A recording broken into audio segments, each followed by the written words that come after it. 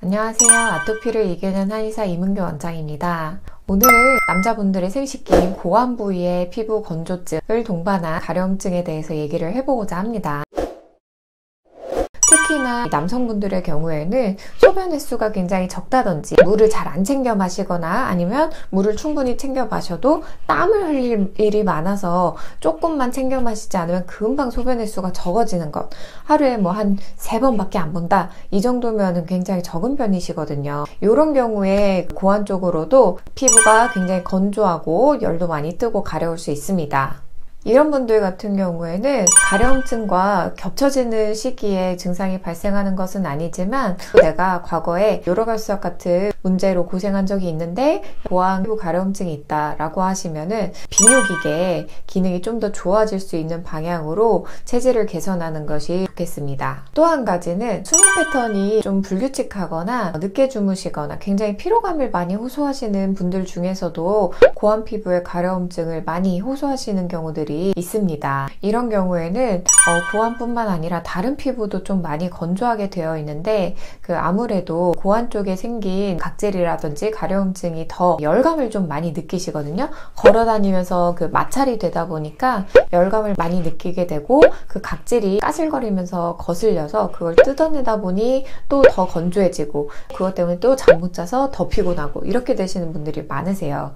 이런 경우에는 수면 패턴이 불규칙하셨다면 반드시 교정을 해주셔야 되고, 내가 어느 정도 일정하게 규칙적으로 수면을 취하는데도 불구하고 피로감이 잘 해소되지 않는다, 이런 경우에는 반드시 이 피로감을 해소해 주셔야 피부의 건조한 느낌과 가려움증을 해결할 수 있습니다. 최대한 빨리 치료를 받는 것을 권장드리지만 우선 나는 집에서 관리를 좀 해보고 싶다 하시는 분들을 위해서 관리법에 대해서 말씀드리자면, 첫째로는 통풍이 잘 되게 해주는 것이 중요합니다. 건조한 게 문제가 되는 피부 질환이라고 하더라도 고환 쪽으로 습하고 통풍이 잘 되지 않으면 오히려 감염의 위험성도 높아지고 습하고 찝찝해서 가려운 것도 더 가중되기 때문에 증상이 악화될 수 있으니 통이 넓은 바지를 입으시고 면으로 된 속옷을 입으시고 이런 식으로 통풍이 잘 되게 해주시는 것이 굉장히 중요하겠습니다. 그리고 두 번째로는 너무 빡빡 닦지 않는 것, 너무 과도하게 세정하지 않는 것입니다. 특히나 이 생식기 쪽으로 가려움증이 생기다 보면 남성분들이 내가 좀 깨끗하게 안 씻어서 그런가? 이 부분을 좀 많이 염려하시는 것 같아요. 그래서 남성 청결제를 사용하시는 분들도 많으시고 청결제까지는 아니어도 바디 샴푸나 이런 걸로 세게 닦는 분들도 계시고 하루에도 여러 번 닦는 분들도 계십니다. 물론 정말로 흙먼지가 많이 굴러다니는 데서 생활을 하셔야 된다든지 아니면 땀을 많이 흘려야 된다든지 하면은 조금 자주 씻으셔야 될 수도 있겠지만, 그게 아니라면 일상적인 생활을 하고 계시다면 이렇게 과도하게 세정하는 것은 오히려 피부 천연 보습막을 해침으로써 피부를 더 건조하게 만들고 가려움증을 심하게 만들 수 있습니다. 그렇기 때문에 하루에 한 번씩 샤워할 때마다 그냥 흐르는 물에 닦는 정도, 그 정도만 세정하면 되시지 막 빡빡 닦거나 비누칠을 여러 차례 하시거나 하실 필요는 별로 없습니다. 그리고 마지막으로 세 번째는 보습해주기입니다. 여성분들은 특히나 이제 피부 미용에 관심 있는 분들이 많다 보니 바디로션도 잘 바르시고 얼굴에도 로션 잘 바르시고 하는 분들이 많으신데, 비교적 남성분들은 얼굴에도 귀찮아서 하나만 바르신다든지 바디로션은 진짜 건조해서 간지러운 때 아니면 잘 안 바르신다든지 하는 분들이 좀 많으세요.